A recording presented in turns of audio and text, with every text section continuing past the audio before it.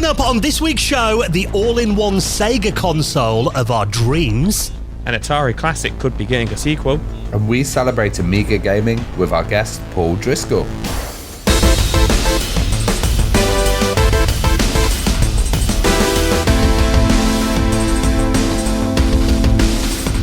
And the Retro Hour podcast is brought to you each and every Friday with our lovely friends at Bitmap Books. Now, one of my favourite books they've done recently is The Art of the Box, celebrating those incredible covers that we got on video games back in the day. And it spans more than 564 pages with more than 100,000 words. And of course, those incredible images that Bitmap Books are famous for. So you can check that out and the rest of their retro gaming collection right now at bitmapbooks.com.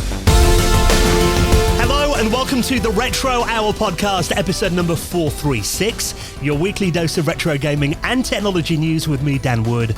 Me, Ravi Abbott. And me, Joe Fox.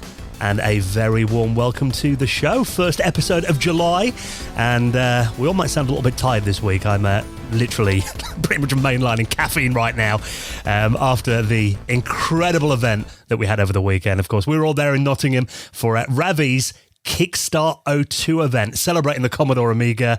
And what did you think, Joe, before we talk to the main man? I thought it was an absolutely fantastic event, and Ravi should take a bow. Really enjoyed it, and you know, just the community and seeing everybody. It was just a fantastic time. Yeah, it really was. How are you feeling then, Ravi? You feeling on a bit of a high? I've got a case of show flu. You know, you always get it after the show. So I think I just ran automatically, and then as soon as the show shut down, my body shut down, and I was like, whoa. But you know what? It was really good, and I think the main thing about it was seeing smiling faces. Yeah. So many people contributed to the show. I kind of helped it have a place and, brought people together. But some of the contributions really made the show. And there was some mad stuff there, like just watching people's vlogs and YouTube videos about it. Rob Smith, for a start, did his crazy disco-themed disc cleaning machine, which was absolutely insane. All the user groups that we had there came along and bought setups. I even saw an Amiga running Windows 3.1, which was really cool to see. And we had a networked Amiga, which is quite unique, with like 8-player games on it, some really, really cool setups. And then also the traders and the sponsors as well. There was a lot of new products that were announced, and it was really cool to announce them, actually, because it felt like, a show of the 90s. Yeah. And then we had a night out, which lasted to the late hours. Yeah, I think I left at 2 a.m. and the after party was still going strong then. There's still a load of people. I saw Dan trying to hail a taxi down in the middle of the street in the rain, and I thought, it's been a good night. Yeah, it was really good. Felt that on Sunday morning, though. But yeah, what an incredible event. And like you said, the traders area as well, I think, because we were selling our Retro Hour books there as well. And a big thank you to everyone that bought one off us. I don't think I made any profit at all, though, on anything I sold, because I literally spent everything I earned and more on the other trader stalls. So it was well, that's good. It's a circular economy. Yeah, exactly. Circle of life. Yeah, it was really good though. And I thought this year we'll just improve little bits and try to improve little bits everywhere, and then that will hopefully bring it to the next level. And from what I've seen, people are saying it has, and we're gonna try and do that again next year. Yeah. One thing that we had last year was a bit of a difficulty with accessibility. Yeah. And, seeing like wheelchair users just going around the area and enjoying it and getting great parking right next to it was really satisfying. Yeah, I think it was a really good mix of people there as well. Families turning up as well, so maybe a new generation of Amiga users as well. Saw a lot of young people messing around with the systems. Fresh converts. Yeah, exactly. So, absolutely incredible event. So, and awesome to meet people as well. I was saying to you guys, though, there was like so many people who I didn't realise was at the event. I saw videos like George Toohey. Love George, sound guy. Always chatted to him at Play Expo. Didn't see him all weekend. Had no idea he was there. And then saw him upload a vlog of it as well. But that's always the way with these events, though, isn't there? So many people and so much time and goes so quick.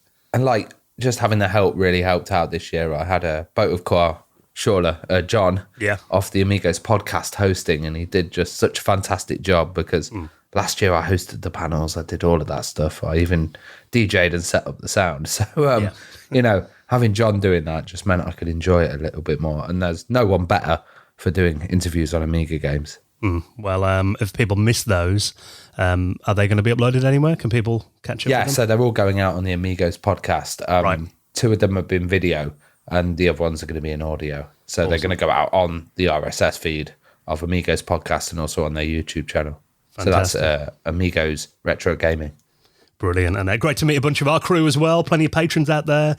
Shout out to Tommy, Ash, Gideon, all the crew that we love seeing at events as well. So if we did meet you at Kickstarter over the weekend, thanks for coming to say hi. It was an amazing event. And like you said, Ravi, roll on next year. I think what's the Amiga's 40th birthday next year, isn't it? Yeah, so it's going to be a big special one, hasn't it?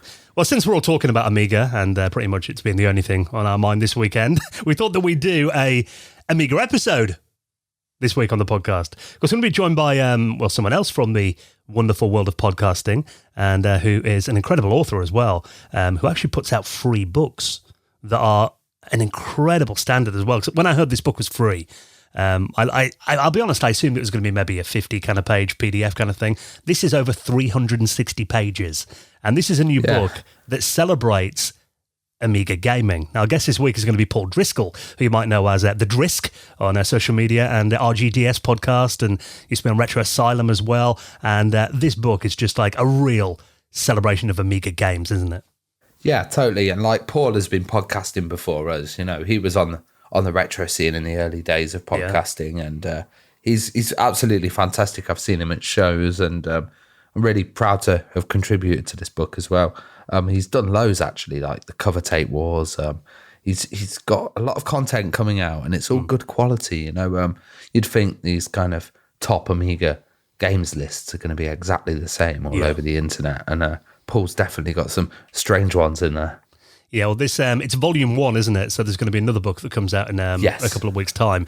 So this book is called Amiga Top 50 Games, Book 1, 50 to 26. And like you said, because I mean, I've we've all seen those YouTube videos. Always got like Sensible Soccer's got to be in there. All the standard Amiga games, but there is quite a few surprises in this as well. So we chat to Paul about a bit of his kind of history. Obviously, a lot of Amiga nostalgia in there as well, and then we go through a few of the standout games for us in the book, volume 1 of the book as well. And I think even you, Joe, like you're not a big Amiga fan. Obviously, you by default involved in the ecosystem, you get dragged to events and stuff. But I think for someone like you who maybe is familiar with the system but doesn't know all that many games outside of like the big ones, I think this could be a good introduction for someone who's maybe wanting to dip their toe into the Amiga gaming market, and people that maybe just missed out on some of the games, because some of the ones we talk about are actually ones that came out later in the Amiga's life.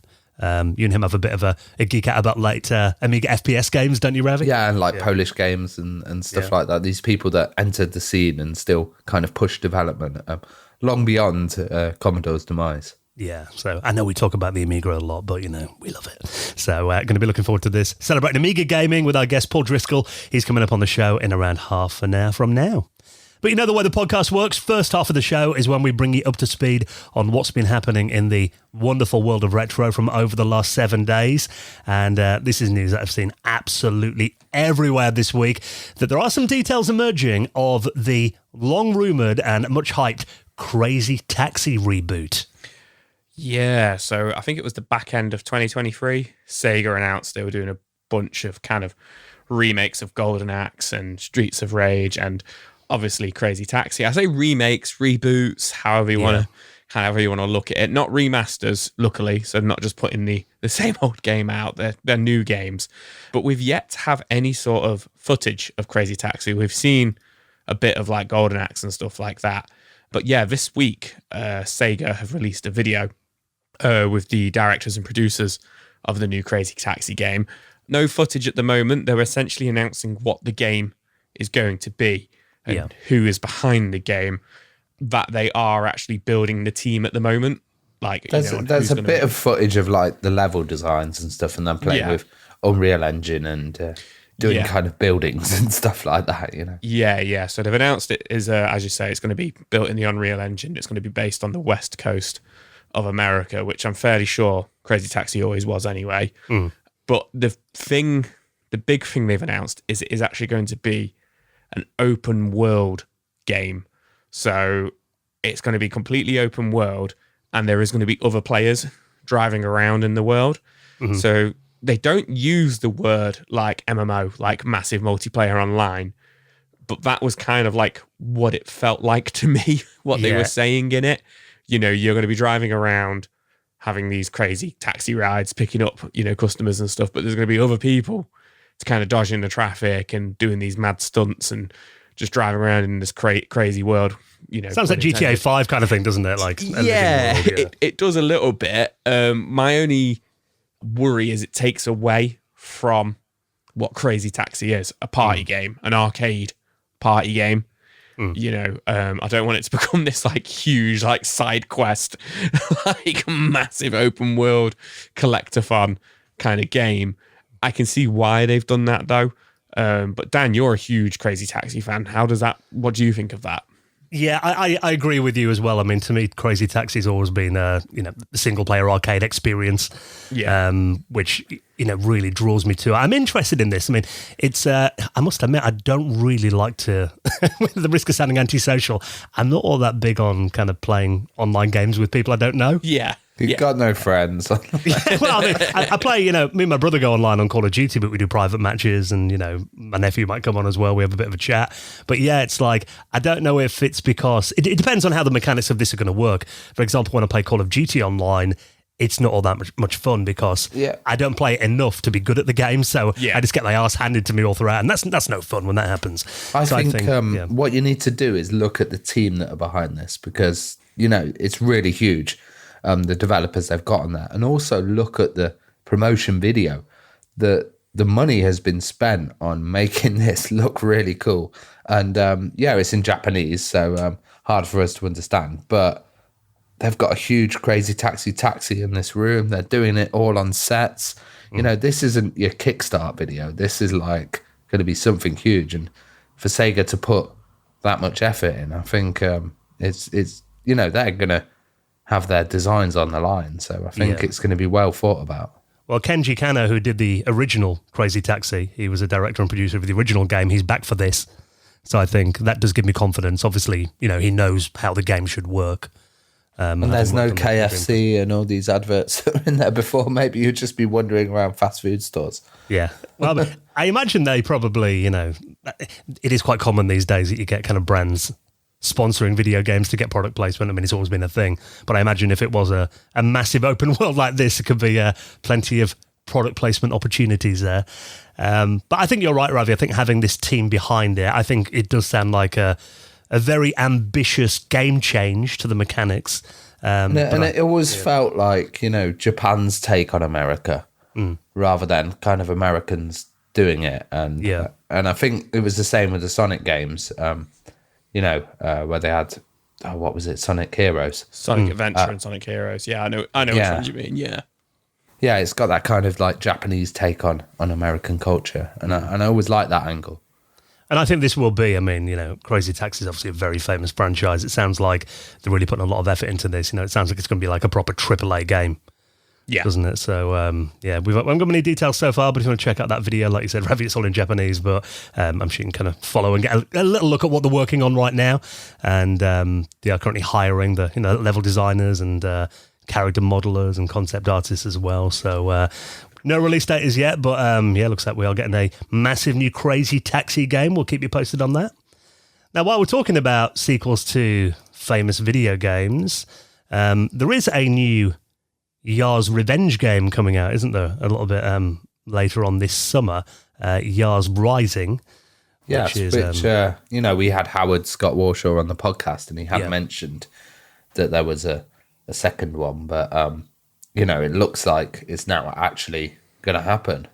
Well, this new game we're getting, Yar's Rising, is coming out on the Switch and the Xbox, and it's a modern game, like a modern take on Yar's Revenge, that Atari are putting out there as well. But there is one thing when you check out the trailers of it and everything, there's one thing that people are saying is like, we actually want a proper sequel to the original game, not like a new game that works on new systems. Yeah. But it turns out that apparently, Howard Scott Warshaw has designed a sequel to the original game for the Atari 2600 that could be the true sequel to this. And apparently he's in talks with Atari to hopefully get this made. Yeah, so he alludes to that this has been kind of like made. I say made. His ideas have been made, put to paper, if you will, for a very long time. And Atari shelved it back in the day, said, they've not got the money for it. And it's all still there, ready to go, which is great. But the problem is he's saying it doesn't look as though Atari have got any kind of any desire to make it at the moment. And because of that, I guess it must be frustrating for him. He's trying to talk to Atari because they've got the rights to Yars' Revenge, because he's got other developers who he's spoken to, other producers who he's spoken to who are happy to produce the game. But because of Atari still own Yars' Revenge, they can't proceed at the moment. And obviously they don't want to just make another game out of it. It's obviously something he's worked a very long time on. They want it to be a Yars game. So he's trying to talk to Atari at the moment to see if they will release the rights to him so he can then go to another studio. I think they might do it, to be fair, because because Atari, the good guy Atari at the moment, aren't they? With Wade Rosen at the Also, it was the biggest selling original game for the 2600, so it would make sense to get the sequel. For nostalgia. And there has been Yars' Return and stuff like that, and there's also been remakes and stuff. I think that was for the flashback. But it's iconic. It's one of the first games to have an Easter egg in it. So historic, basically. And I think, I guess their issue is probably that they're releasing this new Yars Rising game in a couple of weeks' time. So maybe they don't want to conflict or confuse that, maybe. So I imagine they've got quite a bit riding on that game. Yeah. But I think, obviously with them putting the Atari 2600 Plus out there, having a new proper sequel to the game that works on original hardware, I think that will be a big seller for the 2600 Plus. I imagine pretty much all owners would want to buy that. So I think, maybe it's just something that they want to wait a little bit of time on, until Yars Rising's out there and people have bought it, and then maybe it'll be something to do after that. But I think you're right, Joe. The amount of stuff that Atari have put out for their original and classic systems, I don't see any reason why they wouldn't want something this big on there. Yeah, you would have thought. I think it will happen. Yeah. I think Atari will either let him have it, or they will say, hold on, we'll do it next year or something. Yeah. So either way, I think we will see it. I could be wrong, obviously, but I think we will see it eventually. Well, Time Extension have spoken to Howard Scott Warshaw, and he actually says that he reckons that, some fan input might accelerate those talks a little bit. So if it is something that you want, then maybe make it known on social media. Give Atari a tag on there. So it would be awesome to see him doing a proper follow-up to it, though, absolutely. So like you said, Joe, I think it will happen. But maybe just a little push in that direction, maybe. Now, something that we're not sure will happen based on the reaction on social media, because I've got to admit, this looks a very ambitious project. It looks a bit like something that you remember in the school playground. You might have doodle something when you're bored in class and make your dream console that could play every game and show it to your mates. This looks a bit like that, doesn't it? This is called the Nintendo Game Box. Yeah, this is the Super Sega FPGA console that apparently will play pretty much all the classic Sega games. So this is a Spanish developer, and this is the Super Sega, and it will use a Vitrex ultra-scale FPGA chip, and it will play, let me get this right, Master System games, Mega Drive games, SC3000 games, SG1000 games, Sega Saturn games, and Dreamcast games. So incredibly ambitious, but also incredibly cool. Yeah. So I think this is the right project, but they had a thing called the Cine Martin before, which was a 8K camera as well, that seemed to go bankrupt. Right. And that they were producing monitors as well and stuff like that. So I don't know how strong their reputation is at delivery. In terms of the design, it is literally just what looks like a basic CAD drawing of the system. I've got to say, not the prettiest thing I've ever seen. They've heavily SketchUp, haven't they? Heavily based on the original Sega Master System by the looks of it as well. With we've got 3 cartridge slots on there, an optical drive that looks like it's on a tray and comes out of the right side of it. Bunch of controller ports, because that was one thing I was thinking, if obviously you're going to be running all these different systems games, you're going to need a way to connect the controllers as well. Now, that was fine with the Mega Drive and the Master System, and the SG-1000 all use the DB9 connector. But when you got to the Sega Saturn and the Dreamcast, obviously they had proprietary plugs on them, didn't they? So you need a way to plug those in as well. So there's quite a lot of ports. There's on this design. There's going to be 8 controller ports. I imagine by the looks of things, like you say, 4 Mega Drive ports and then 4 USB ports. You stole my line there about it looking like the Master System 1, because online everybody was like, it's ugly. What's it based on? Yeah. And I literally saw it and was like, it's a Master System 1. That's what it looks like. Just longer. Just longer to fit all those cartridges on the top. I mean, personally, I think it's a wicked idea and really, really ambitious. But I would just do away with the SG-1000 and SC-3000 cartridge slot, personally. And also getting the logo to say Sega in that way. You know, I don't know if they have any deal with Sega or anything. Or, Probably not, but they seem to think it's going to happen. And after the release of it, they have said that they've had to go back and kind of touch up the drawing and touch up the press pack, because some of it's in a bit of broken English and stuff, which is absolutely fine, if that's not their first language and stuff. But I think they were surprised it's picked up so much traction online. It does feel a little bit, like you said there, Dan, kind of like Playground, like school logic, like we're going to make this, and they've kind of put it out there, and then they're like, oh, okay, we're going to make it now, boys. Well, there are a few omissions that jump to mind for me. I mean, if you're making basically the ultimate Sega console, there's no mention of Mega CD or 32X games, which, I mean, it's got an optical reader on there. Surely it will be easy enough to play Mega CD games, you'd think, but there doesn't seem to be a mention of that, which I think's quite an omission if you're going to make this like the all-in-one. Where's the Game Gear slot? Yeah, well, interesting. There's an SD card reader and writer on it as well, which I'm not really sure what that is used for. Maybe just for firmware updates, or maybe you could play ROMs off there. Maybe. I'm not sure. I thought ROMs straight away. But you know what?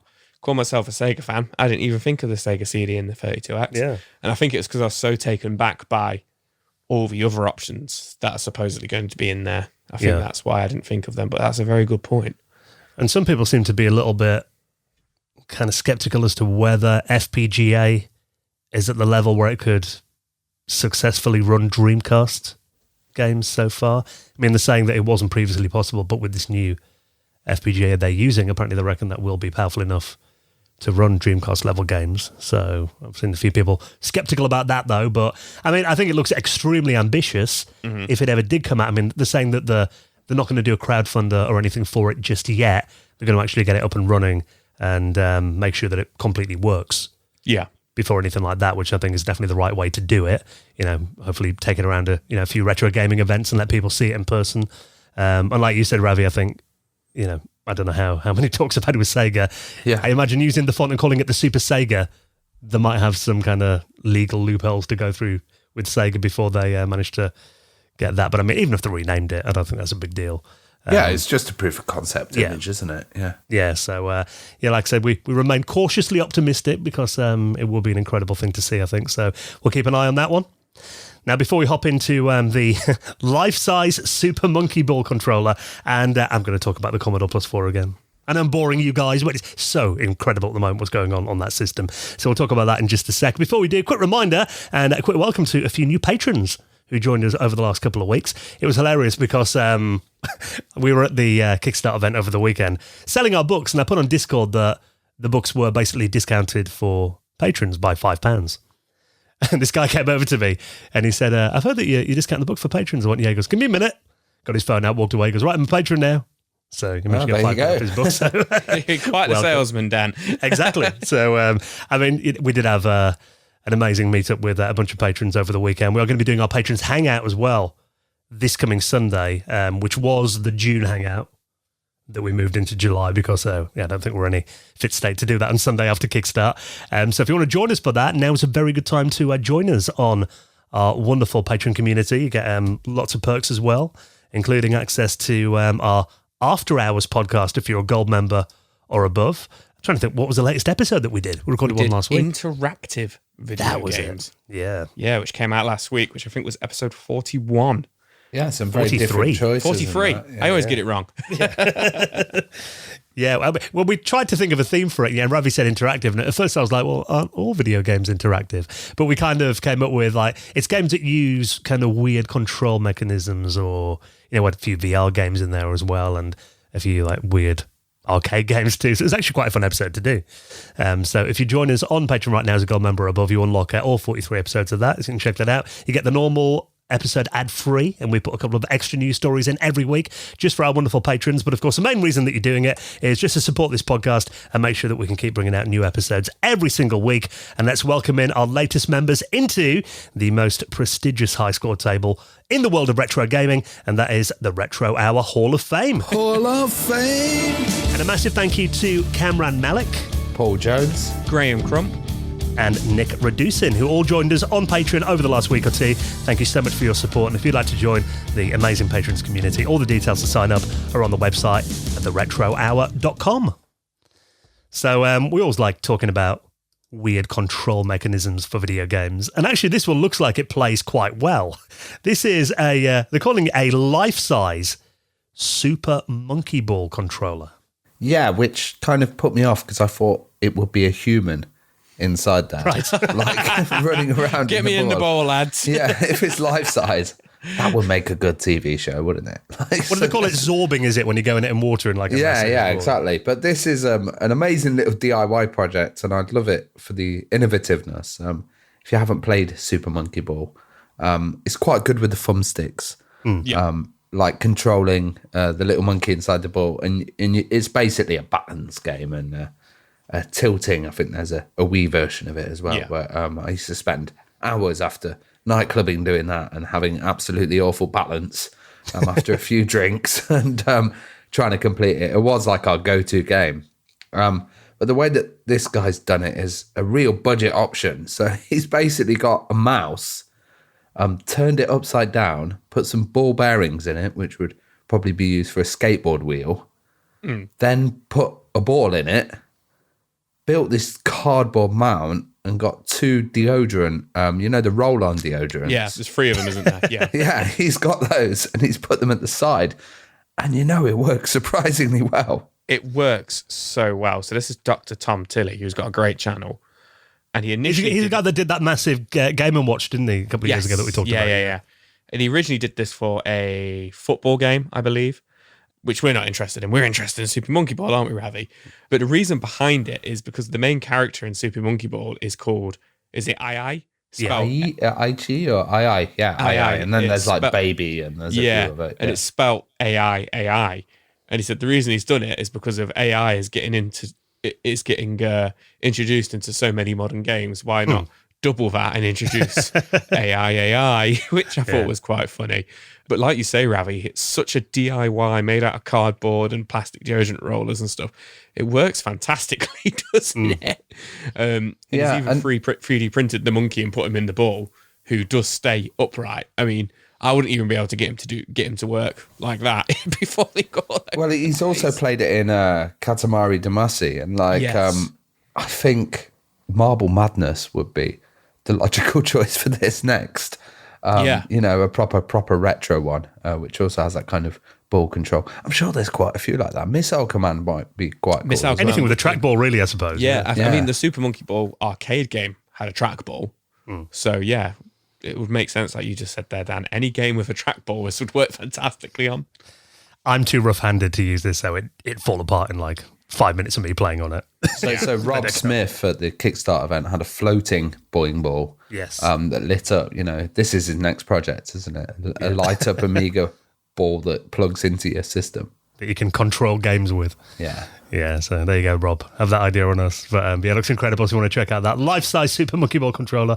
Very DIY. I'll put that video in this week's show notes as well. Now, I make no secret of the fact that I'm a Commodore Plus 4 fan, because that was my first computer when I was a kid.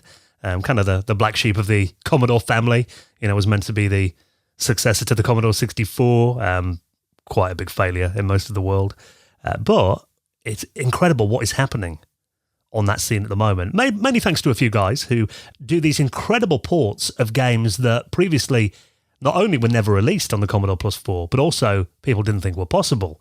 including this almost perfect, looking at it, port of Prince of Persia.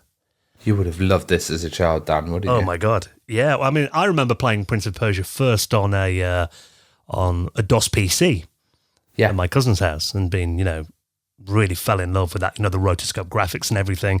And I think I still had my Plus4 at home at the time. And I remember thinking that was one reason that I wanted to kind of upgrade machine, because something like that could never happen on the Plus4. It wouldn't be able to manage it. But turns out I was very wrong, because this is a Commodore Plus4 port of Prince of Persia by Tamas Savari and Saba Kamiri, who goes by Sabo on the forums, who've done a load of, like we said, really impressive Plus4 ports recently. But what do you guys think of the look of this? Because obviously the Plus4, it's got more colours than the Commodore 64. And I think I've always liked the look of the Commodore Plus4's palette.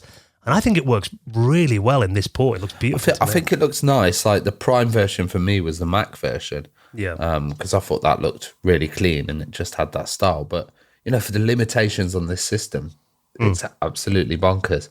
And I understand it's like a work in progress. So he's playing with unlimited time and health. Yeah. So, there's a few things to tune up there. And no, I think this is great. Yeah, and I think as well the character animation, that looks perfect, doesn't it? Yeah. All the rotoscoping effects and the way they move and everything. It's even got the introduction animation. Even the transition between screens, there's not, any lag or anything. Yeah, it's like, and it is a full game as well. Yeah, you can do the running sequences really well. Yeah, so, and I've always loved Prince of Persia. I don't think maybe I did finish Prince of Persia once, because obviously it's got the time limit, hasn't it? Yeah, and you it's have got like, literally, one death and you're gone. Yeah, you have got to finish it in like an hour.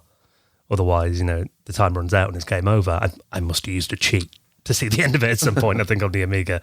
But yeah, everything's in here. Obviously, the only thing that's really maybe some people would consider a bit weak is the sound, because, the Commodore Plus4 didn't have a SID chip or anything like that, so they're really working with the system's limitations. But, I think they've definitely made the best of what they can with the Commodore Plus4's audio. But just put a Middle Eastern tape on and listen to some beats and then you'll be fine. Yeah, so these guys at the moment, they're just doing some incredible work on that platform. So if you want to check that out, it also works on the Commodore 16 and the Commodore 116 if you have 64 kilobytes of memory in there.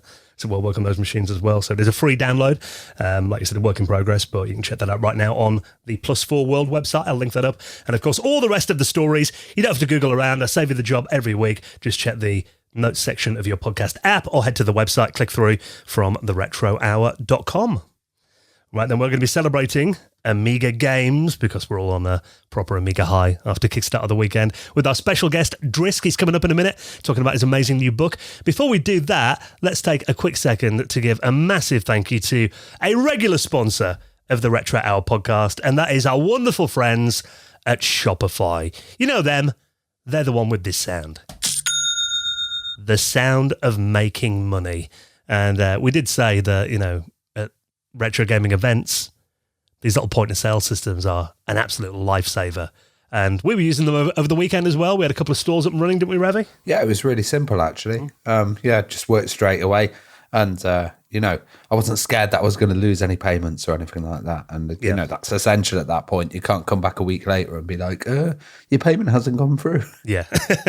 Well, that was the thing. So when I came to the event, I got one of the Shopify point-of-sale system the readers. And then I got there and I thought, I haven't got any cash. What do people want to pay money? I haven't got any change or anything. Well, it was cashless, the whole venue. So, that's the way it's going. Yeah, 100%. And luckily, pretty much everyone, I think there was maybe one guy paid with cash, but everybody else was just using card, and it made it really simple as well. So if you're selling anything, because it feels like right now, everybody has got like some kind of side hustle going on, or maybe even becoming your own boss, then Shopify is the commerce platform that is revolutionizing millions of businesses worldwide. If you sell in person or online, they've got all the tools you need to successfully grow your business.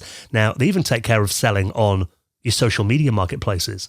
Your Facebook or Instagram, even TikTok as well, full of industry-leading tools ready to ignite your growth and give you complete control over your business and your brand. Best thing is as well, you don't have to learn anything new. No, it's also got 24-hour support, which is, essential with something like this. Yeah, and they've got some course libraries as well, and no design, no coding, nothing like that. So easy to use. Even we can use it. So if you're selling anything at all, it is time to get serious about selling and get Shopify today. And of course, we've got you an amazing offer. Please do take this up as well, because it does really help out the podcast. And you can try out Shopify for just £1 a month. A no-brainer. If you sell anything, give it a shot. Head to shopify.co.uk/retro-hour. All one word, all lowercase, shopify.co.uk/retro-hour, and take your business to the next level today, thanks to our friends at Shopify. All right, then, well, thank you for checking out the news on this week's podcast. We had Kickstarter over the weekend, if you came along to say hi. Lovely to meet you. We have got more events in the pipeline as well, including something you've been working on recently, Ravi, that people might have spotted in The Guardian last week. Yeah, so I've been working with the Barbican, and we've got an exhibition which was Game On, which was previously at the Doncaster Dome. It's now been moved to the National Museum of Scotland, and I've been helping contribute with the Scottish content and stuff, so there might be some of my stuff in there. And, that's happening on the 29th of June to the 3rd of November, so it's going on for quite a while, right. And it's the largest interactive exhibition of the history of video games and video game culture. Amazing. So I'm going to get tickets for that. I'll put that in the show notes as well. Heads up, we are going to be going to Norway next month as well for Retro Messe, the 10th anniversary. Yeah, it's going to be mad. It was great seeing some Swedish people, Finnish and Norwegian at the event, and they were like, see you in Norway. Yeah. It's like, it's going to be really cool. We've got some amazing guests coming over. Metal Jesus Rocks as well, which would be good to see him, because I know he's a big fan of the show. And, there's a few surprises in the pipeline as well. Yeah, we're going to be up there on stage hosting the panels. So we're making plans for that at the moment. But if you haven't been before and you're in the area, or like we said, it's only like an hour and a bit flight from the UK. Worth a trip out. Beautiful country as well. So it's going to be happening. Retro Messe in Sandefjord in Norway on the weekend of the 17th and 18th of August. Again, I'll put links if you want to get tickets for that in this week's show notes. All right, then, so next, we're going to be celebrating Amiga gaming with our incredible guest, Paul Driscoll. The Drisk, next on the Retro Hour podcast.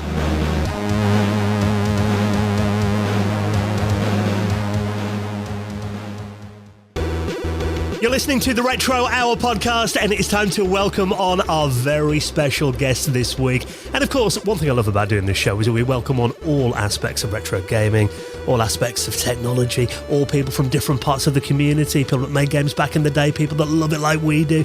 And we always love getting on other content creators because, we've always got plenty to talk about as well. And I'm actually kind of shocked that we haven't had our guest this week on the show already, because that's anyone that listens to particularly British retro gaming podcasts will be more than familiar with our guest this week. Of course, he is one of the hosts of RGDS podcast and the author of some incredible books as well, including a new one celebrating all things Amiga gaming. So we thought we'd get him on. Obviously, we've got Amiga on the mind after Ravi's massive Kickstarter event at the weekend. So let's say hi to Paul Driscoll, aka the Drisk. How's it going, mate? Oh, awesome. I mean, I'm not on the level of you guys. You guys are all proper pros, but no, I'm really honoured to be on your show. It's a great podcast that you guys do.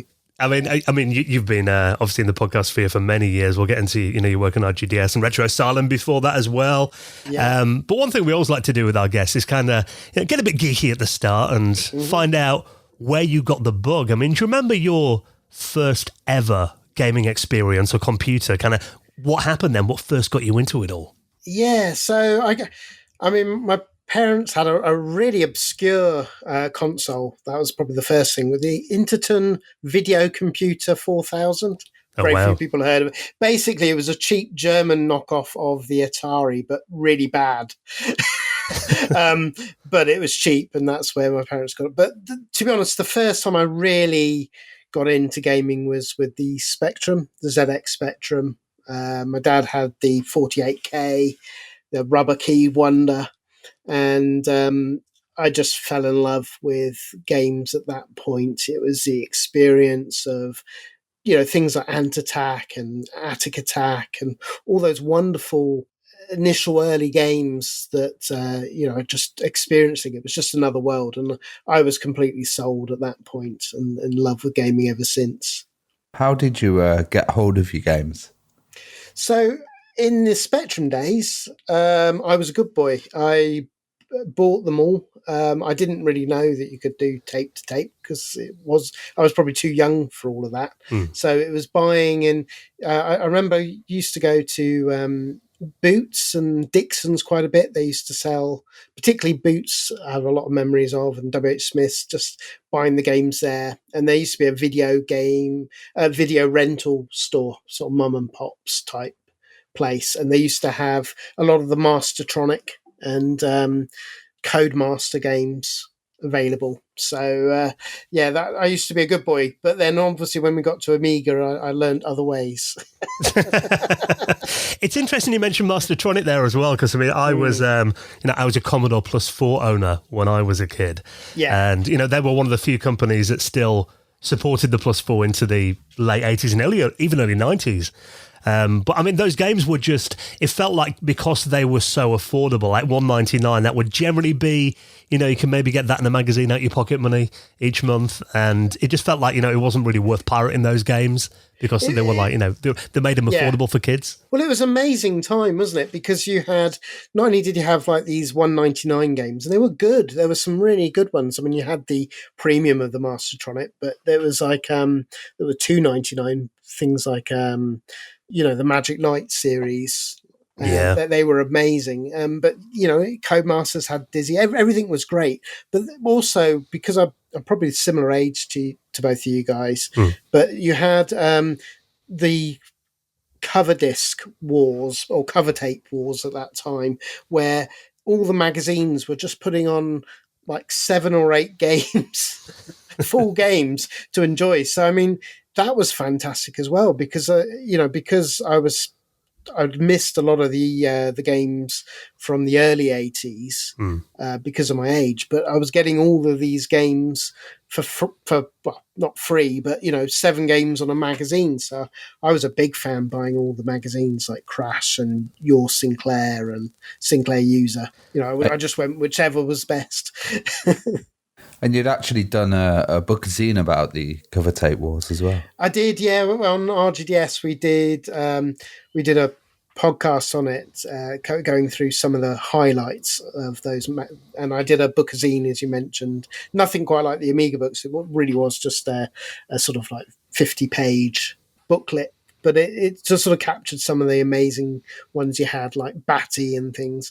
I tried to include a little bit with the C64, but I mean, my knowledge is more on the Spectrum for that era. Yeah. Was the Playground War a real thing at your school then, like Specky versus 64? Did you have much of that? Not really at that age. No, to be honest, everybody I knew, we made fun of one of the neighbours. It had Amstrad, but it was a green screen Amstrad, and we all felt sorry for him. And there was always the rich kids that had the BBC. Yeah. But maybe it was just where I lived, but it was just there wasn't anybody who had the C64 that much. It was very much, everybody was Spectrum around our way, probably because it was a lot cheaper. The Spectrum. It's funny you mentioned about the Amstrad, kind of feeling sympathy for that kid with the green screen, because when you actually hook an Amstrad up to a colour monitor, graphically, it's like, it's pretty amazing for the time. Oh, it is. I mean, I've come to really fall in love with the Amstrad. Amazing. And you get a good programmer on the Amstrad, and it's it's the best machine often. But it's, but yeah, he only had the green screen, and we didn't know that you could hook it up to colour screens. So, he was made fun of. Like a dodgy word processor or something. Yeah. Well, obviously, I mean, we mentioned that you've done podcasting for many years. I mean, were you always into retro gaming then, or was it something that you kind of gave up on and then rediscovered? What kind of happened there? No, I mean, a lot of it comes from being tight. I'd always loved games, but growing up, there was no way I could pay for like SNES prices of games or the Mega Drive. But I sort of coveted all of these machines growing up, but never bought them. So naturally, when I started uni and beyond, you could find all of these machines that and games that I'd wanted to own. You played it around friends' houses and things. suddenly they were like cheap. You could go to car boot sales. You could get nothing like today, unfortunately, for people. People were just giving these games away. So I sort of fell in love with retro gaming from that point, really, just buying all of these games, and then I always continued it on. I personally bought the Saturn when it came to that era of video games, because my flatmate had the PS1. But as soon as we'd moved on to the next thing, I would just buy the PS1 and all the games that I had wanted from all the magazines. So that's kind of how I built up my retro collection. But always loved retro gaming. I personally, I always see it. I never understand people, even as a kid, why people would just always want to go on to the next big thing. I treat it like it's movies. I mean, Charlie Chaplin movie is just as wonderful today. It doesn't matter technically. It's in black and white and it's silent. It's wonderful. And I feel the same with video games. I feel that, an old game is great, no matter how old. It doesn't matter the graphics. It's all about the gameplay. But do you think they're held in higher regard nowadays? Because, previously you'd have stuff that would be like equated with shareware or, this kind of stuff with retro titles. Yeah, I mean, retro titles was, as I say, you could pick them up for nothing because people didn't have the worth to them. So, often quite a few things in my collection were like somebody who'd grown out of video games and, do you want my N64 game collection? And just would give it away. I mean, you wouldn't get things like that today, or because, at the time, people it was all about what was coming next. Yeah, it wasn't trendy to look back, was it?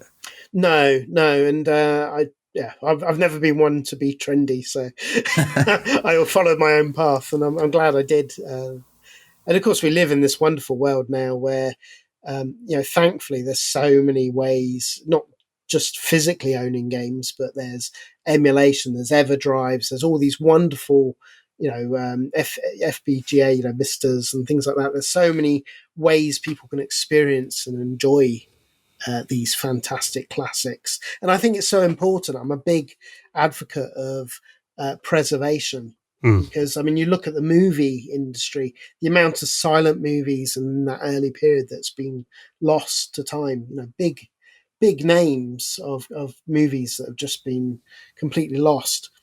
And we just need to make sure that we don't do the same. And likewise, this is why it's so wonderful what you guys do, that you get, developers and things interviewed, because, it's sad to say that, we've already lost some absolute greats of the industry.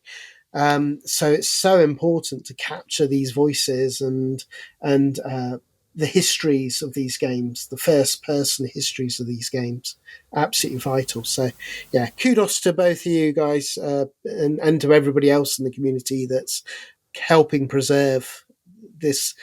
I think an important part of history, really. Gaming history is very, very important.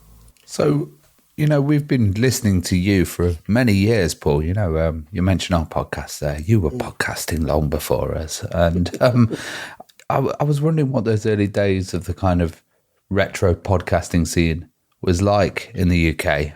You were on Retro Asylum and you were also on RGDS later on as well. Talk us through the kind of history of that. Yeah, I it'd been going long before me as well, but so a lot of it's for the UK. Andy Goodoi was one of the key people that I used to listen to, and I just used to listen in the UK, and you also used to have the Retro Game Squad in sort of like Canada and America, but there was loads, and it was wonderful finding these podcasters, because up until that time it was a very lonely hobby, and it's probably the same for many of our many of your listeners, and we were all in our little silos thinking we were alone in the world of people who were appreciating all these old games. All our friends were thinking, why are we playing like 20-year-old games still? And not really getting what we were doing. So it was, I remember particularly, I mean, I've been listening to things like Retro Asylum for quite a bit of time, and went to one of the retro events and finally got to meet Andy and Dean and all the great people that were on, Retro Asylum at the time. And I got to know them, and then really I was sort of invited on when I did my first digital book, because they were doing a special on Psygnosis. And I said, I've always been quite into like the history of video games. Let me put a free book together to go with the podcast that you're doing. And they were so impressed with it. They sort of invited me on to talk about it, which was always the plan. But invited me as a permanent host. But yeah, it's been great because I love doing the podcasts because it focuses me to play the retro games. You can often get lost, can't you, in the quagmire of retro gaming. There's so much choice that you end up just lost. It's a bit like people on Netflix as well, isn't it? You're lost on what to try. Doom scrolling, I believe they call it, don't they? Going through the lists of exactly. Whether if you have like okay, I'm going to play these games, and you make. I'm sure it's the same when you look at games as well on other podcasts. You make a real effort to play those games properly, so you can talk about it with genuineness. To remind you of these games, and that's a wonderful thing because it's sort of really got me playing these games properly. Because it's very easy to just play it for 5 minutes. Let's go on to the next one. It stops me doing that. So I've always been a fan of doing the retro gaming, but also it's a great, there's fringes where it can get a little toxic, like in anything. But we're very lucky, I think, on the general areas of podcasts is where everybody is so wonderful. All the listeners, and it's become a real family where everybody. I'm now doing the Retro Gaming Discussion Show, RGDS, which was another podcast that Andy Goodoy had put together after he left Retro Asylum. I sort of joined him a little bit later, and that it's been wonderful. We really built a family of people, and we meet up once or twice a year at Arcade Club. But also these retro events, spend a lot of the time, I'm sure it's the same for you guys as well, where you spend a lot of the time talking to the other podcasts and other listeners and the whole community, just catching up with everybody.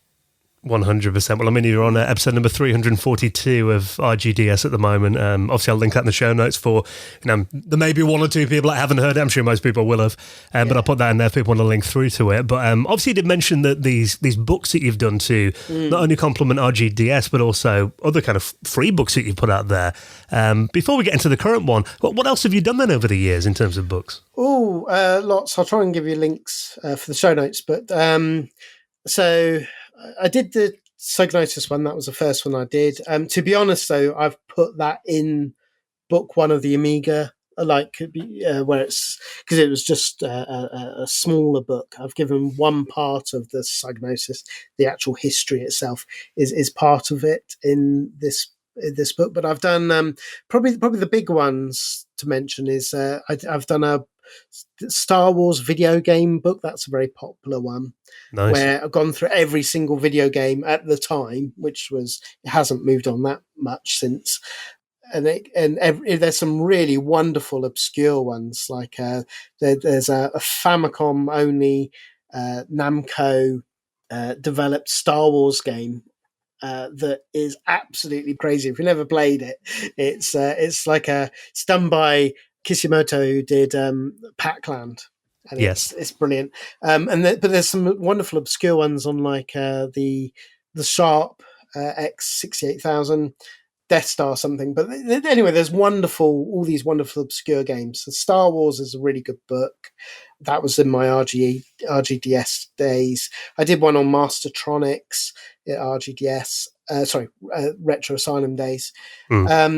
Since I've come over to RGDS, I've written the James Bond video game book, which covers every single James Bond game that's ever been released, and there's some really obscure ones. I mean, you don't realize how far it's gone, goes back, and how many obscure ones out there are. And but I go right up to the modern day, including have you ever played there's a wonderful hacked version of GoldenEye as a fan made project, where they've basically made it Goldfinger. I've seen that on YouTube. I've not played it before, but yeah, that is impressive. It's amazing. It's amazing. Yeah. And of course, what's good as well is that through emulation, you can put on mouse support. If you're like, if you or your listeners are like me, where you've grew up more on using mouse and keyboards rather than using the pads, you can, through emulation, put that on, and that makes it even more fun. So all those, but yeah, the latest book that I've done is I've done 2 books on the Amiga top 50 video games that we have decided between 3 of the hosts, Kingy, Rick, and myself. But to be honest, this Amiga book, or 2 of them, it's really been a labor of love. I've had many starting and failed attempts where I've wanted to write an Amiga book for decades, to be honest. The Amiga book that I wanted to see, that covered everything. But it was always I'd always went too ambitious, because there's so many wonderful games on the Amiga that that I kept on sort of stopping halfway through. But this is a sort of amalgamation of all of this. So, but it's got all the elements. I've gone through all the hardware types, every like official bundle that you have, that all the official Amiga bundles that people would have bought, and etc. But also really going in depth. I wanted to make sure it was a really in depth into each of these, not just the 50 video games, but if there's surrounding games, like if you're going to choose Lotus 2, you've got to talk about Lotus 1 and Lotus 3, etc. So there's probably about 100 games covered, really, really detailed in depth. But I've made sure of pulling in all the reviews of the game reviewers back in the day, with very large snippets of what they said in the review, because I've always felt, as well as giving modern, our takes as hosts, what we think of the game today, I really want to put the focus on what the experts said back in the day. And I think it's a wonderful resource for people. Because that can change, can't it? Some games that got reviewed amazingly well back in the day are terrible now, and vice versa. It is interesting to see how the passage of time has affected the music. And of course, it's also interesting because you can see, with certain magazines, right? Okay, they must have got a cover disc with that one. Or an advert. Exactly. They're very pro that game, but others are less so. Or of course, you get the infamous, becomes very apparent, the infamous Amiga Power spat with Team 17. Yes. 17. Team 17. Also, in the later life of magazines as well, when there wasn't that many Amiga games coming out, they tended to really exaggerate some of the games that were, Yeah, no, absolutely. And it's enjoy going through it. But also, I really enjoyed, because I've put in, along with the game reviews, all the key developers and publishers, their history. So interspersed with it, you've got Sensible Software and Team 17 and Gremlin and Bitmap Brothers, all of these great software houses, a sort of in-depth history into them as well. So they're big books. I've had to split them in 2, which sort of tied in with what we were doing with the podcast, because obviously tying this to a podcast, the first one is out with the book one. You can get that now. That's like 348 pages, the first book. Yeah. If people are listening thinking, a free book, it's like probably just like a pamphlet. No, this is a full book. No, this is. I've actually I've done a local printout of it, and it's like a telephone directory book one. Yeah. And book 2 is even bigger. It's 502 pages. Wow. But book two, and that's a lot of it because I went into a lot of the histories of a lot of these publishers in book two. And that's about that book and the podcast, the accompanying podcast. It's coming out on the 12th of July, so Friday the 12th. So, subscribe to our YouTube channel or the podcast to make sure you don't miss it. You go through every game on that, don't you? Yeah, it's like an epic podcast of sitting in video. Yeah, it's huge. Yeah. The last one, it was 4 hours. But, but a lot of our listeners like it because they obviously don't do it in one stint. They do like a week worth of commuting and they go through and play through the games as well, which is wonderful. Yeah. I think it's incredible, Paul. And obviously, we'll get into some of the games. I mean, obviously, people want the full experience. I'll link up your YouTube video and the podcast as well. Yeah. Just kind of coming away from the book for a second. I mean, I'm quite interested. Obviously, you're a big Amiga fan. Ravi and I are. I mean, what's your kind of first memory of the Amiga? Yeah, so the first memory of the Amiga was I went round a friend's house. And I think we all had friends like this where the parents were going through divorce and they would spoil their kids with buying them the latest things and expensive stuff. And I had a Spectrum at this time, so that was the world that I knew. And going around his house and he had a brother as well, and seeing the Amiga for the first time. And I always remember, I mean, he had the 10-star bundle with, it had things like Thundercats and things like that, Buggy Boy and all these wonderful ones. But the one that sold me was Super Hang-On. The Amiga port of Super Hang-On was just amazing. I mean, you could control it with a mouse. There was a cheat you could put on to put a machine gun, but it was a really solid port. And I'd just not seen anything like it in the home. It was truly arcade in the home. So obviously I went around his a lot and played everything that I could, but from that moment I was saving up every moment I could, every penny. I was working like part-time job, Saturday job, and I would just save everything I could to buy the Amiga because it was expensive. I mean, it was £400, wasn't it? The Amiga, so it was a big outlay. I mean, to be honest, my parents had to put part of the money. Else, I don't think I would have ever been able to afford it. But I had to put up more than half, to be able to afford it. And then it was like birthdays and Christmas rolled into one. So, which Amiga bundle did you get then, and what's your memory of opening that then? So at the time I was saving, it was a Batman pack. But by the time I had the money together, the Batman pack had moved on, and it was the Screen Gems pack, which. I was actually quite excited for it when I saw it because I remember in Dixon's you would see do you remember that? So for those who don't know, what you had on it was Shadow of the Beast 2. There was Back to the Future 2. There was Days of Thunder, and you had Nightbreed. That's a terrible. I mean, they're a terrible game. Yeah. But I was always remember seeing in Dixon's.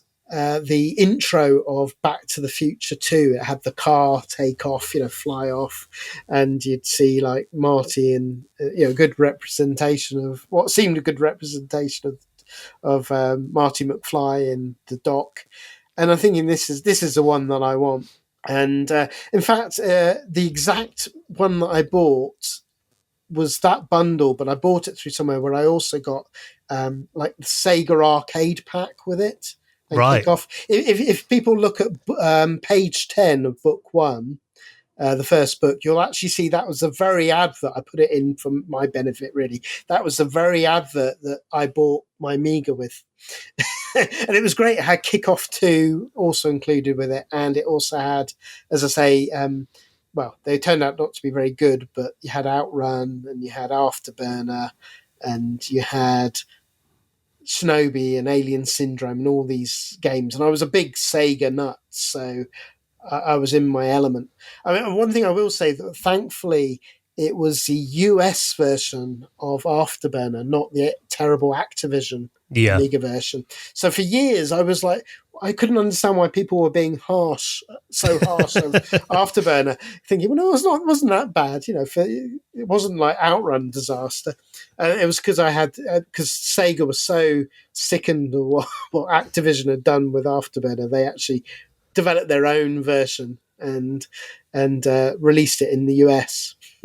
I'm looking through as well because you do cover a lot of the bundles, in the book, or pretty much all the ones I remember. Yeah. I'm going through them here, and Screen Gems. It's a free CD TV T-shirt. It says included in the pack as well, and Deluxe Paint 2. Did you play around much with like painting on the Amiga? That kind of thing? I used to love Deluxe Paint. It was great. Yeah. It's still my favourite paint package today. The amount it was so ahead of its time, and that was one of the things that was so wonderful, was because you don't get this really now, where the tools that we had exposure to, things like Deluxe Paint, which was bundled with all these Amiga bundles, they were the same tools that the professional game makers were using. So it was wonderful. You felt, with maybe you were messing about with Amos or one of those, but you had all the tools that really these professional people were using, and that was a special time. I was never able to create anything anywhere near as good as what those professionals were doing, but it was, you could dream as a kid that you perhaps could. Yeah, I made Stickmen walk across the screen in Deluxe Paint 3, and I was like, Deluxe Paint 3 was brilliant, and Deluxe Paint 4 as well. Yeah. That was wonderful. the animations, because of course 2, I don't think you had colour cycling, didn't you, in 2? But you could press the tab button, couldn't you, and it'd change. I remember. But I love the paint package. But it's not just. It was a whole. You're right. Outside of the games, it was everything. I used to love all the scene. You had the Amiga demos and things like that. Like music demos, like Jesus on Ease and State of the Art and all those wonderful things. But there was also the magazine, like digital magazine scene. So you had. Does anyone remember? Do you remember Grapevine? Yes, I do. Yeah, LSD, and that was brilliant. That was so exciting because it was before the internet, it had gone mainstream. So just having that magazine, and it would talk about everything. It had the sort of like the scene info and all of that side of things. But you'd also get, I used to love the bizarre section where it would be talking about, and of course, it was just people writing any old rubbish really, but it was mainly teenagers. Mainly teenagers, but it was so entertaining, and it was, I just used to pore over those every time those came out.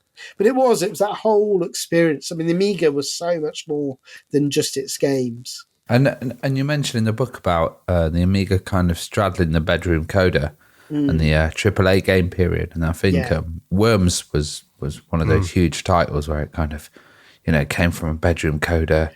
He went around and passed the disc around at shows and, got rejected until kind of Team 17 took it on board and then turned it into something huge. Yeah, that's it. So, like with Worms, it was actually an Amiga format make a game competition. Total Wormage, wasn't it? Total Wormage, but he got disqualified because he didn't include the actual source code. He had to include the source code, but I think he was so proud of it, he didn't want to give away the source code. So yeah, you're right. He actually made that special visit to electronic show in London, saw Team 17, and they loved the game and took his details, and then promptly lost his details. And thankfully, they loved the game enough that Team 17 actually went to Amiga Format to find out his address to contact him. Else we may never have had Worms. And Team 17, that's kept Team 17 afloat to this day. Yeah. Still coming out, aren't they? Yeah.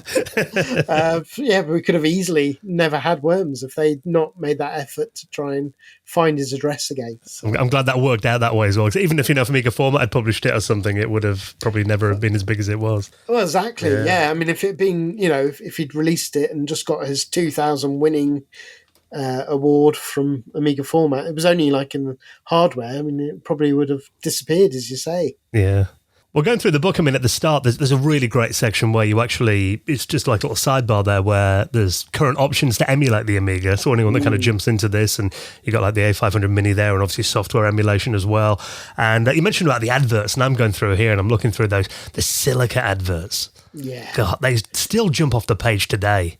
It was incredible. So good, wasn't it? And you would pore over all these titles and you maybe not necessarily go to Silica itself, but you would find these games and play them. I mean, there was just so many wonderful games coming out, and it was a exciting time for teenagers such as ourselves, because I don't know what it was like for you, whether you were good boys, but no comment. I'd made I always remember there's one memory I have.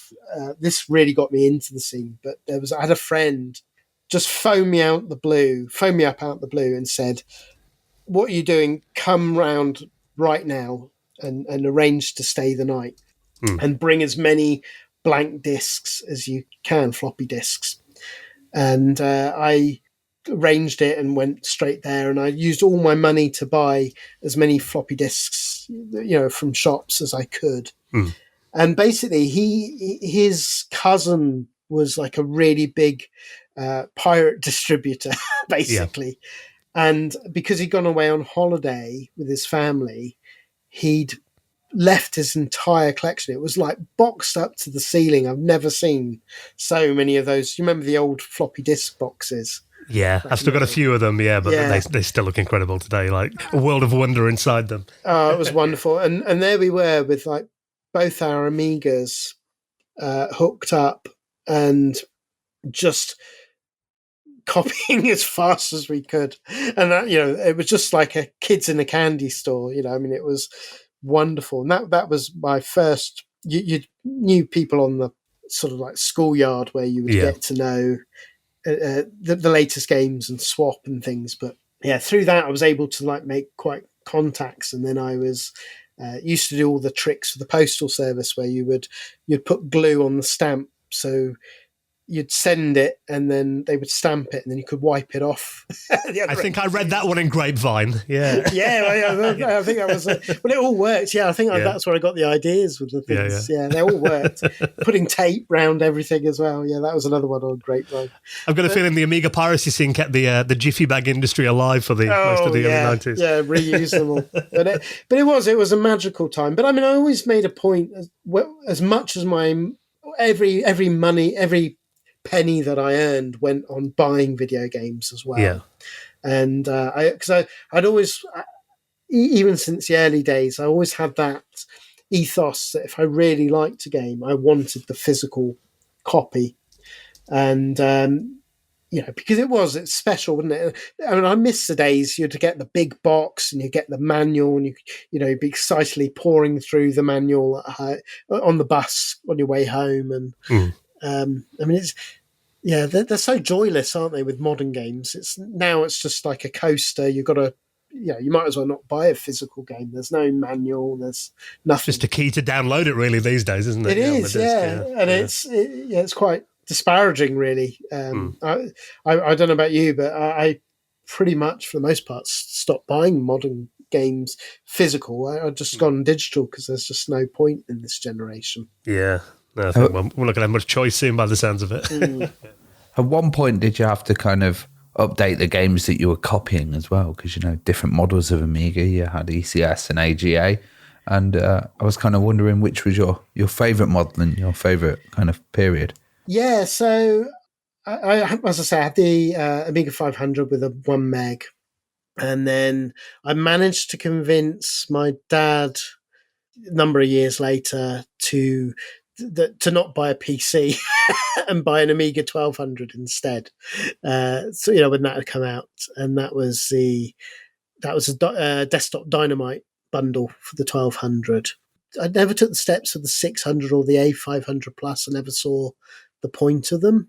And my Amiga was going well. But one of the best purchases I made was the A570 which turned your Amiga 500 into a CD TV as well as the Amiga. You know, Yeah. you had I had one of those as well. Oh, they Yeah. were amazing. And those public domain collections were next level. Yeah, the 17-bit collections. I had every volume of it, and it was just heaven. You know, just to have the entire public domain library at your fingertips. It was just science fiction.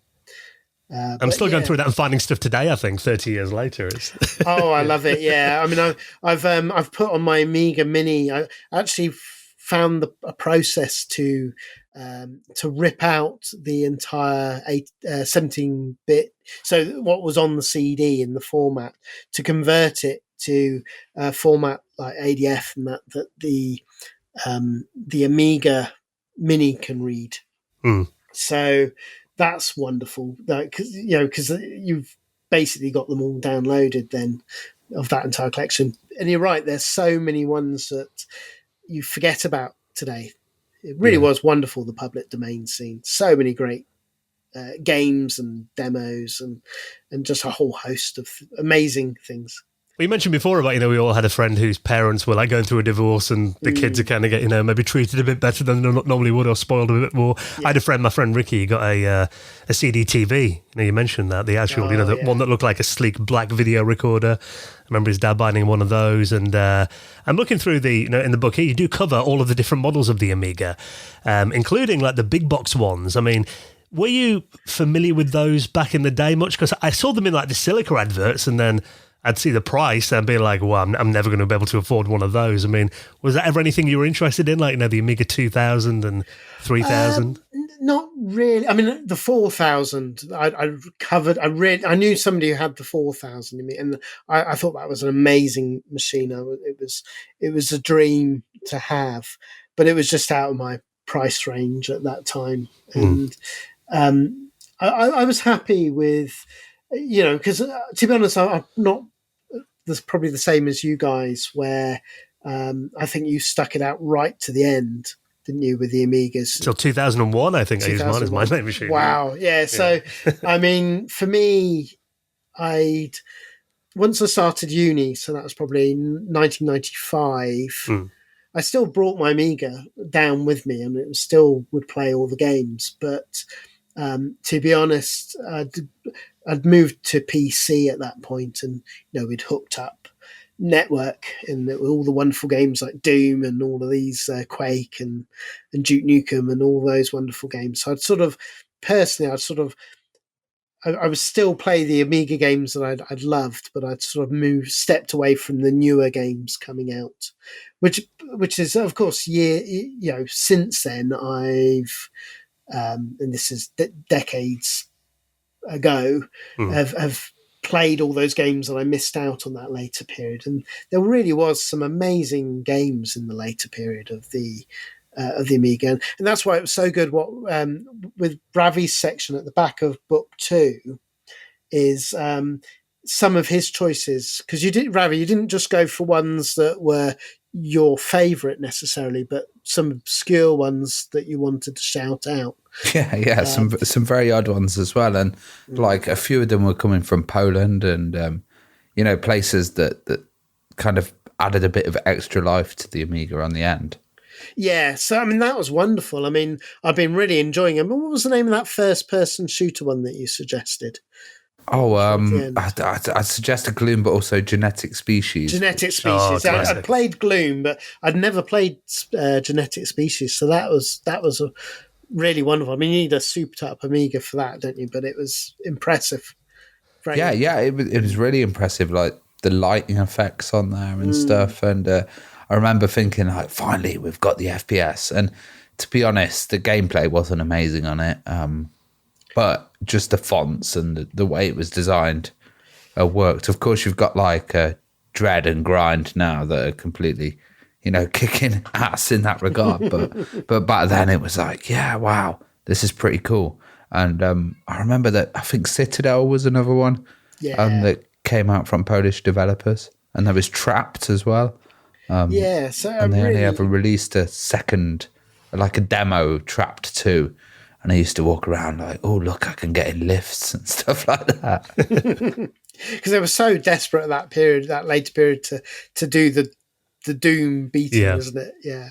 But yeah, no, I mean, and this is what I love. The Amiga has such a wonderful library. I mean, I still discovering games even today, and I've played the Amiga an awful lot in my time. And there's just thousands and thousands. And that's even before you get to like all the public domain games. And there's so many hidden gems there as well.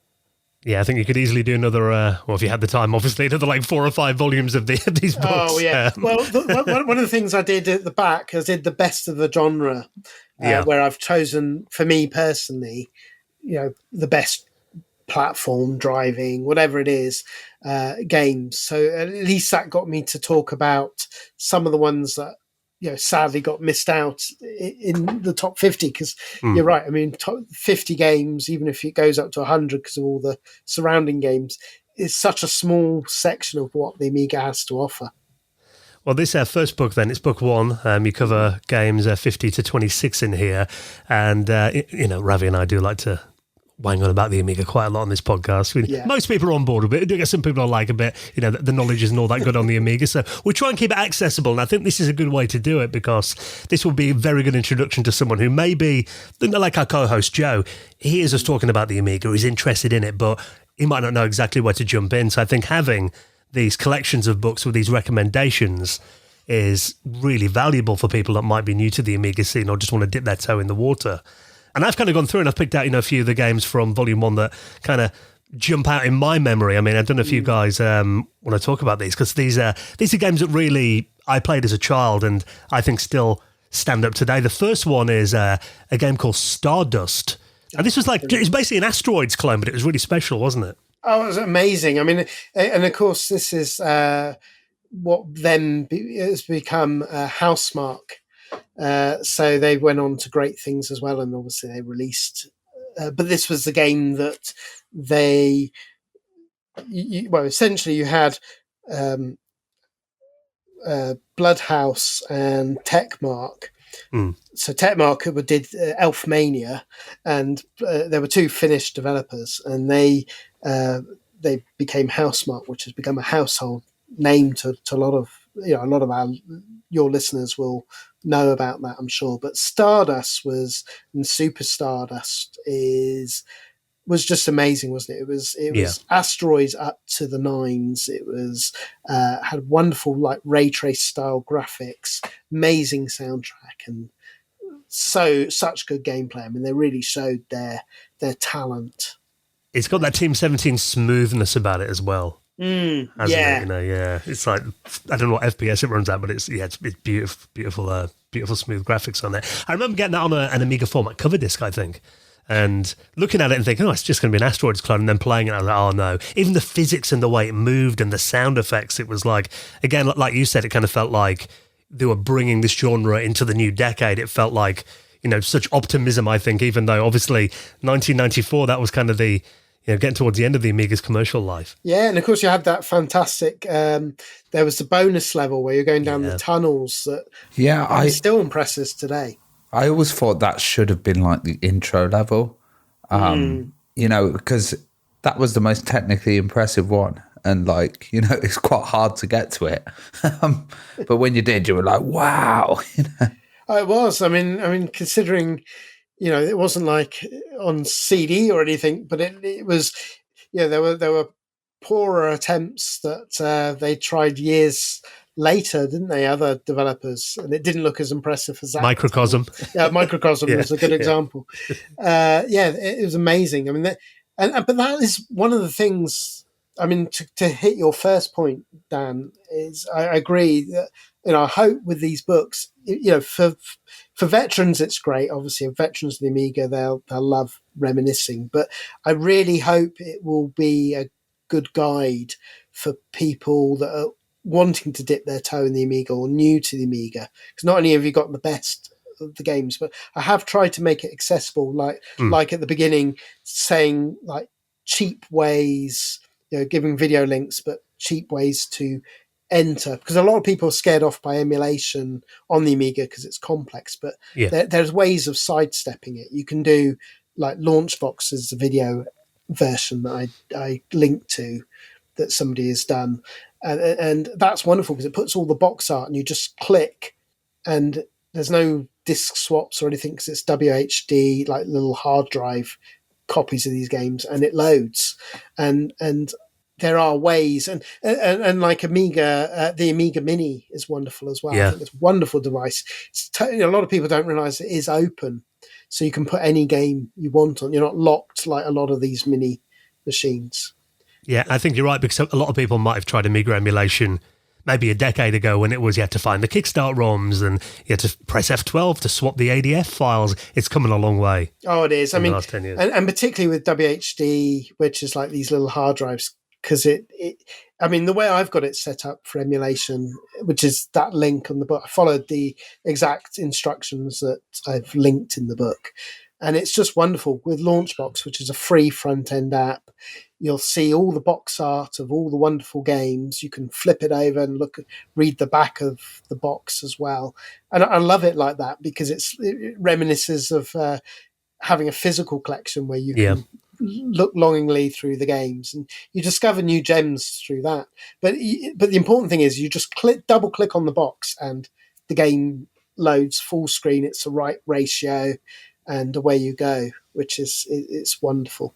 Well, another game that you cover in here is one that drew me to the Amiga. I remember it was a friend of a friend when I was at school. His name was David. My friend Martin knew him. We went around his house one day after school. Probably must have been around 1990, 91, before I got my A500 Plus. And he played a game called Agony by awesome. Psygnosis. And just seeing those graphics, seeing the owl on the screen and seeing, when the owl kind of went invincible and it had that glow outline trace of it.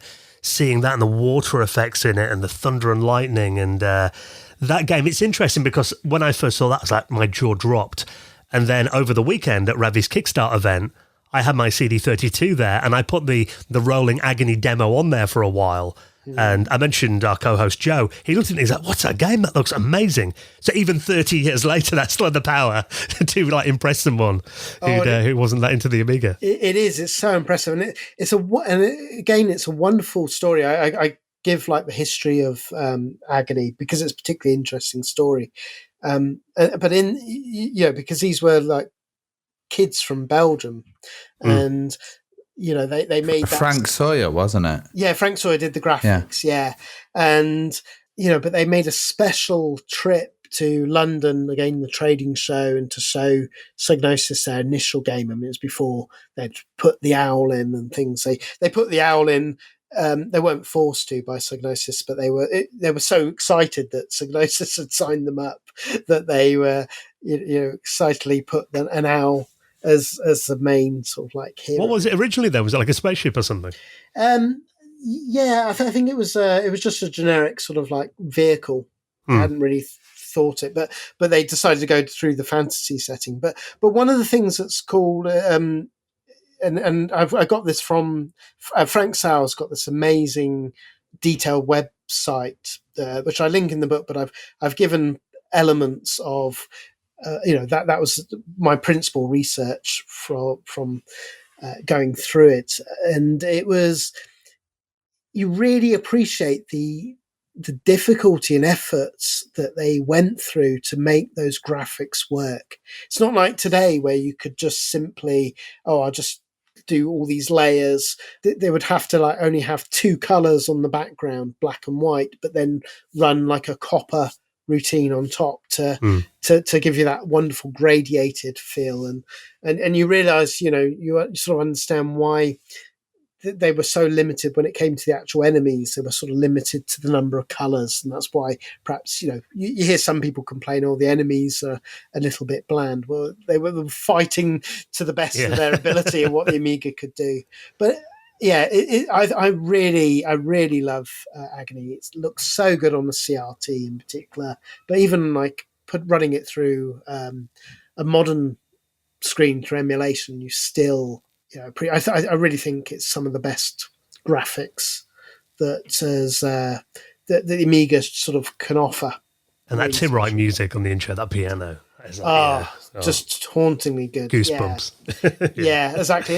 And amazing, every level has that Frank Sauer sort of flat screenshot of the level you're about to enter. It's some of the best pixel art I've ever seen. I mean, he really is so talented, isn't he, Frank? To this day, yeah, it's incredible. You cover the pinball games as well, which, I remember my dad coming home one night from the pub, seeing his friend and coming back with it on a Saturday night with a couple of blank discs, were previously blank, now contained a copy of Pinball Fantasies and Pinball Dreams as well. And just seeing those games, I mean, they were the first time I'd ever seen a pinball game that really emulated the feel and like the physics of an actual physical pinball table. It really was the first, wasn't it? It was. I mean, you're right. Before that, I mean, there were obviously ones even on the Amiga. You had, is it Pinball Mania and things like that. But it was. I'm with you. It's the first time that you really thought, "Wow, this is true pinball." The physics were spot on, and again, you had that amazing music, great tables, and that's why we made sure we included them, and also a sneaky somewhere in book 2, a sneaky little hidden gem for you. We also mention Slam Tilt as well, which is one of the later ones, because probably the ultimate Amiga pinball game. Slam Tilt. It is. I mean, Slam Tilt's amazing, but they still hold up, and it's one of the things a lot of people come away with quite a few of the Amiga games because they've played an inferior port on the SNES or the Mega Drive. They come away thinking, well, what's all the fuss about? But you do need to play it on the Amiga because even the PC's terrible port of Pinball Dreams. I mean, I bought the one on GOG because it had like the Pinball Dreams Deluxe, which had the PC had some DLC as well for it with additional tables. But yeah, it's not a patch. It's really jerky compared to what the Amiga does. You need that Amiga scrolling, yeah. And of course, it's another sign of how important the Amiga was to the industry. I mean, the DID went on to do like your Battlefield games and things like that. I mean, talented people.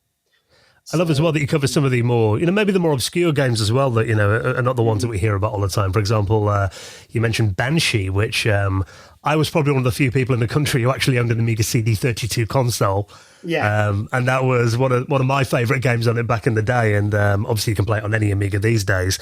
But that was it was an AGA-only game, originally CD32. I've got a feeling it may have come out on the A1200 a bit later. But it was an incredible shoot-'em-up game. Came up quite late in the Amiga's life, but it was just, I mean, if you want a great shmup, as they call today on the Amiga, that is one that I think everyone should be playing. Oh, it is one. I mean, it's to your listeners, if you're trying to imagine it, it's basically an update to 1942. Yeah. So like the Capcom classic and that series, but it goes beyond that. I mean, one, it's got amazing graphics, amazing sound, but one of the reasons I love with Banshee is all the little touches. There's so much love to the backgrounds. 1 minute you're flying over a city, you get to a graveyard and there's zombies walking around, or there's polar bears, or just the little animations of what all the little soldiers are doing. And they really put so much love and care. And I always remember at one of the retro events, Sean Holly, who does the 10 Pence Arcade. Oh yeah, great podcast. Podcast. Shout out to those guys. But we were at an event and he just completely got sidetracked mid chatting to me and was like, "What is that?" And it was Banshee. He'd never seen it before, and he was just like, because 1942 is his favourite game. So suddenly seeing that there's this gorgeous looking shooter that's in the vein of that he never knew existed, he was quite sort of taken with it. But it's a bit off the wall as well, isn't it? You mentioned about the zombies, and I think Ravi, you reminded me of the story of it. Is like, isn't it like aliens trying to stop the microwave being invented or something? It's like the stories about that. Yeah. It's like trying to steal the plans from the inventor of the microwave. Yeah. Oh, but that was what was great, wasn't it, with the Amiga? Yeah. And I sort of allude to it at the beginning, but you did have it. It was that period of time where you had bedroom coders. You only needed perhaps even a team of 3. It was never more than 3. So they were able to do personal games where they had control over. So there wasn't all these fingers in the pies trying to sort of force these games to be what the market research tells them to make. It was people just having fun. And that is why I think it's great that you've done this book, because obviously you know these games as well. There are a lot of, you see YouTube videos like, top 10, top 20 Amiga games, and it's often the same ones all the time. So I think having, some surprises in there, stuff like Banshee and, even games like Walker that, hardcore Amiga fans probably remember, but maybe the general kind of gaming world won't know. So I think, like we said before, as an introduction to a great collection of games to get people into the Amiga, or just to remind them, or maybe games that you missed back in the day, I think, this collection is incredible. Exactly. And I think it will be wonderful for people starting out, because it is very much, there's almost too many games, and and some of the suggestions that you have seen on other lists, they're quite bizarre.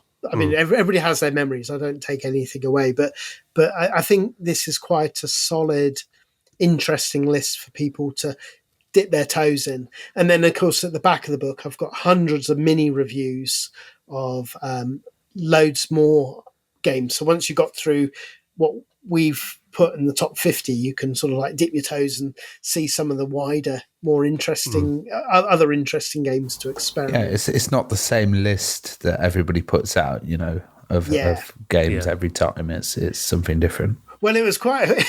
Yeah, and a lot of it's, I think, Rick and Kingy to thank, because when we went into choosing our 50 lists and choosing, we realised we had such vastly different tastes and memories, and we'd all come at the Amiga at different points. That Kingy and Rick came to the Amiga a bit later and stayed later, so they had fond memories of some of the later games. But and also, obviously, they're loving the genres. Like.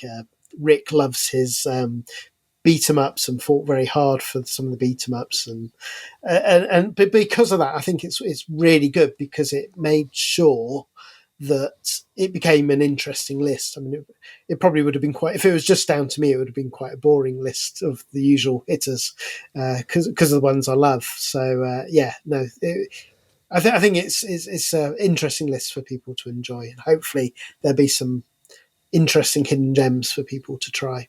Yeah, it's a really, really good mixture in there. And like we said, it is available for free. I mean, if you'd like to support the crew, there's a little link in there to buy them a coffee to say thank you, because this is a real labour of love. I can tell that you put a hell of a lot of work into this. And like you said, volume 2 on the way in the next month or so as well. So if, like we said, you just want to kind of relive your Amiga days or jump in for the first time, this is a great point to do that. So I'll obviously link it up, the archive.org link, where people can download the book, in the show notes as well. There is the YouTube video if you want to see these games as well, and hear the little mini reviews in there, and of course the RGDS podcast as well.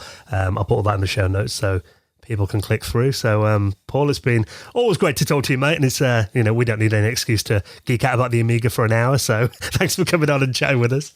Oh no, thank you, and it's been a real honour being on your podcast, because you are the.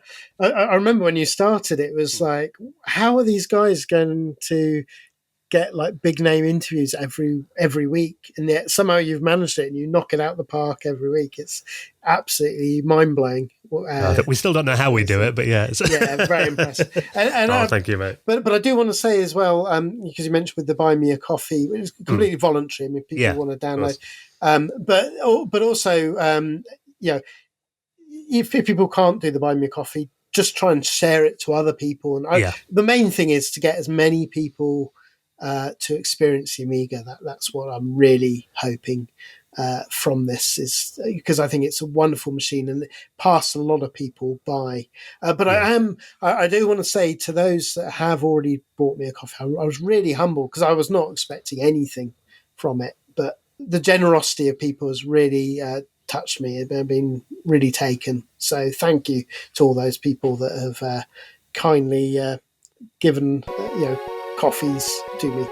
Very much appreciated. Well, it just proves what incredible work you've done. So I think well deserved. So look forward to Volume 2 as well. Obviously, the first volume's out now. You can click through and check that out right now. I'll link that in the show notes as well. Best of luck with everything that you're doing. Obviously, the YouTube channel on RGDS as well. Long may it continue, Paul. So thanks a lot for coming on and being our guest this week. Cheers. Thanks both of you, and to all your listeners.